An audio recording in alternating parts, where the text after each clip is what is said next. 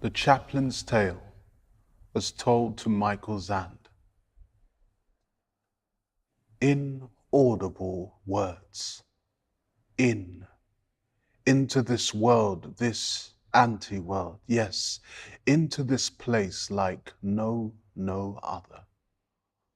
But all around us. Yes.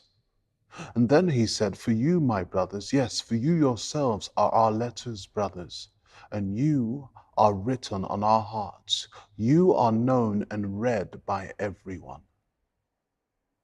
And then he sighed and took a long, deep breath and said that in this darkness, or if not exactly the dark, then close enough to it, there is a story, and if not a story, then a dance of an eagle and a fish. And I, a friend and servant of Christ Jesus, by the will of God, give to you, God's holy people, in this walled city a message of grace and peace. In this walled place, from our Father and from his many sons and daughters, for you, my brothers, and for you, my rays of light flash and fires flash. And into this world, this anti-world, yes, there a story of a man, or in the dark, any man who sighs and takes a long, deep breath. And the story, yes, in 5 acts, and the first act is the sea, and the second act is a deep, guttural pain. Listen, a deep, guttural pain. Say nothing for just a moment. I said a deep, guttural. And the third act is words that are doubts that break stones. Can you imagine that there are doubts? Yes, that's not difficult to imagine, but there is stones, and the stone is broken, is loud enough to help us through, my brothers. And then the fourth act is a cave, and it's nothing to do, more importantly, the cave is nothing to do with any art. And the fifth act, which should be the final act, is an intermittent beauty. And the sea, brother, the sea. Again. Yes, this is the story of a man marked by a series of haunting sounds from his childhood.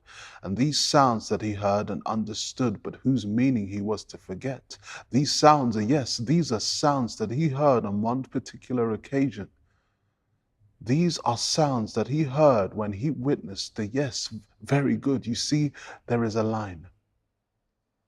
And the line is drawn with the end of a stick on the ground, or whatever passes the ground at the time. So yes, you see, a line is drawn with a stick on the ground. And on a winter afternoon, on a hill outside another church, similar to this, yes. Or you see, on a particularly warm night, crowds gathering after a storm, yes.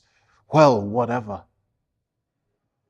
In this early morning, in a field where a cockerel sits waiting. You see, it was something. And so afterwards he returned home, yes, to a place thousands of miles from there, 1,000 nights from, listen, say nothing for just one moment. 1,000 miles from the sea, in his own language, in the laws of his own language, in the and soon afterwards, the world closed in around him. Yes, the meaning of that night faded. You see, it was deaded. And many wrote and spoke with wit, and some fancied themselves as poets or archaeologists.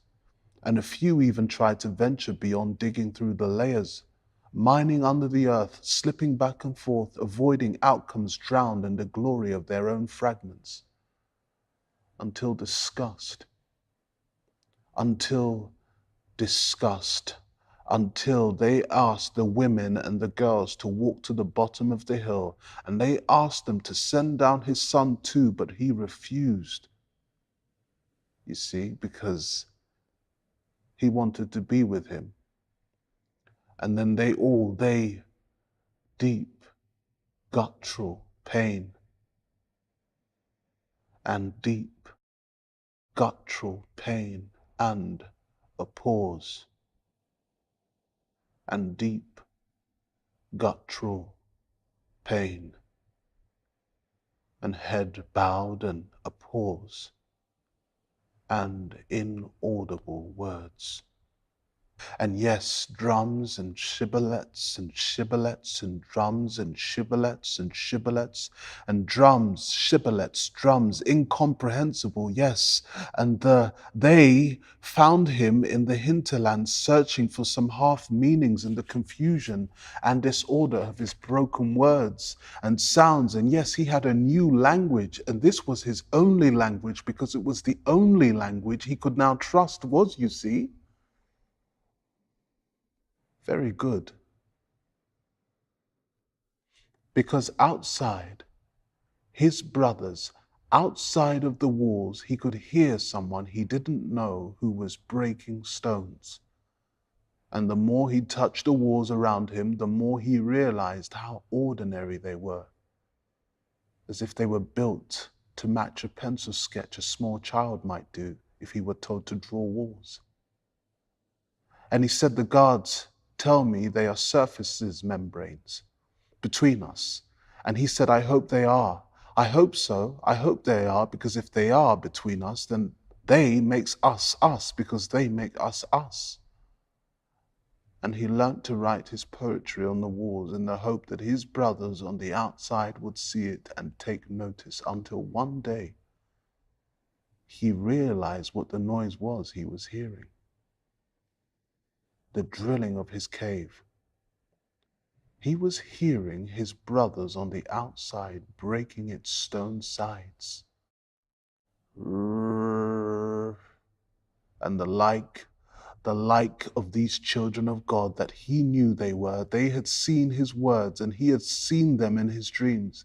And they had all begun to doubt the lies that they had been told, drums and shibboleths and the stone walls and the necessity of language. And he could hear his fellow brothers on the outside because they were breaking prejudice with chisels and hammers and drills. They were breaking through groundwork and even around the walls, around him where the world was strong and hard. He could, and they would tremble with the sounds of chisels and hammers and drills. Yes. And long after, in a sudden flash, suddenly and gradually, he realized that this cave is nothing to do with any art. No, no, no.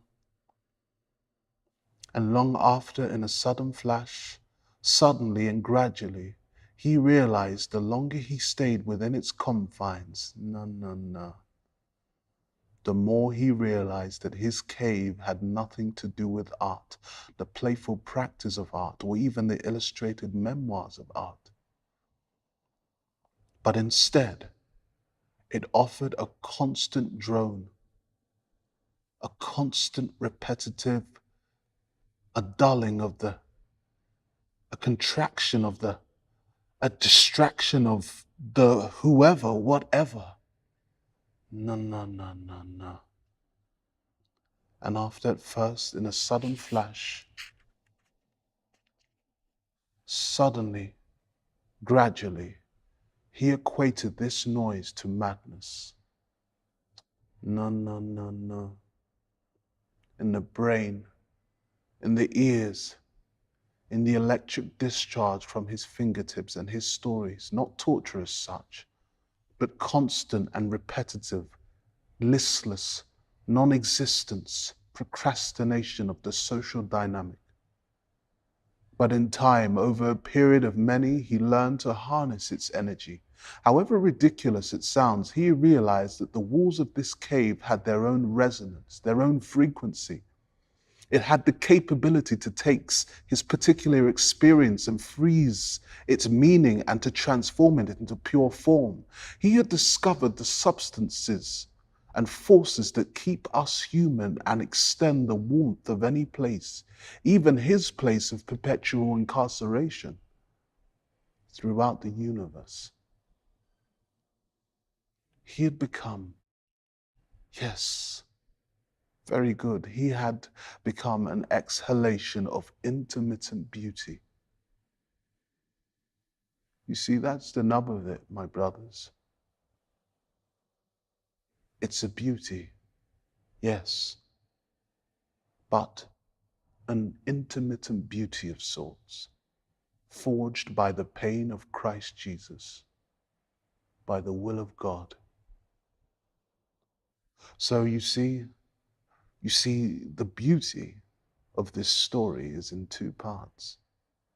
And you see there are some parallels and a few empathies between them. You feel part of one and part of both. And you may well if you have blood in your veins.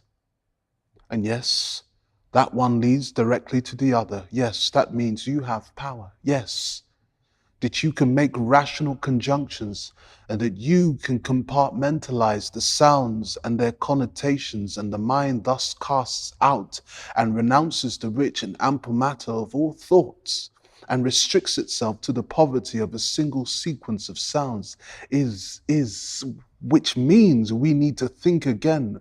We need to think in a different way, where the energy runs, but not against any one person or any one thing, because the surge exists in fountains. And there will always be sounds we cannot understand or remember, but that are still essential, confusing, beautiful, that still encourage us to start again. Because one day they will come for him. Yes, they will come to the cave, and he will have gone, and they will know who he is, and pause. And he will be with us, or he will be with us again. Maranatha, into this world, this anti-world of inaudible words.